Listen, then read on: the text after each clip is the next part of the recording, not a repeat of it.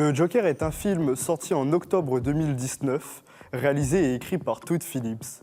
Il est incarné par Joaquin Phoenix dans le rôle éponyme. Le film nous développe la descente aux enfers d'Arthur Fleck, homme reclus de la société à cause d'un semi-handicap qui va progressivement devenir le Joker. La lumière est constamment utilisée pour dépeindre la situation psychologique du personnage. En effet, lorsqu'Arthur se laisse aller à ses pulsions, la lumière se met à clignoter, allant crescendo par rapport à la tension présente dans la scène. Au niveau des plans, l'escalier est central. En effet, au début du film, Arthur peine à monter le célèbre escalier de Brooklyn. Mais par la suite, il se laisse aller à ses pulsions et décide de descendre l'escalier en dansant et en étant empli de joie, montrant ainsi qu'il accepte sa descente aux enfers et qu'il accepte d'aller dans les bas-fonds de ce qu'est la société. Il y a ici plusieurs choses à noter au niveau du jeu de Joaquin Phoenix.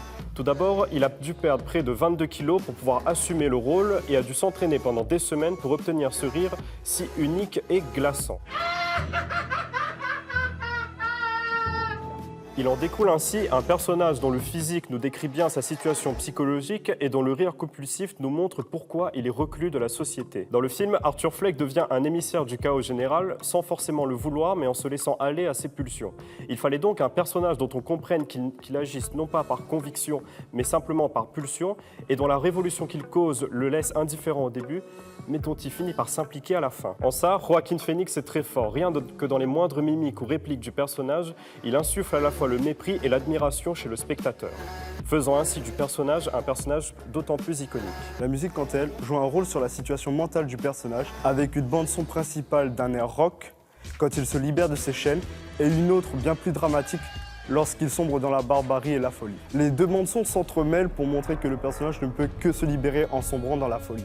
Nous avons ici un scénario inédit qui pioche dans des inspirations telles que Taxi Driver et La valse des pantins dans le rôle de Robert De Niro. Nous avons quelques références à Charlie Chaplin avec la scène du cinéma et Buster Keaton avec la scène d'ouverture. Le Joker s'inspire du comics The Killing Joke avec un humoriste raté qui finit par sombrer dans la folie. Ensuite, le personnage du Joker s'inspire des comics des New 52 avec son enfance où il a été frappé. Les origines du Joker sont incertaines. Comme nous le montre le film, le spectateur peut être à plusieurs reprises trompé. Les lecteurs de comics savent qu'il est difficile de se fier à ce que le Joker nous raconte sur ses origines. Et comme le dit le Joker dans les comics, quitte à avoir une origine, je préfère avoir un choix multiple.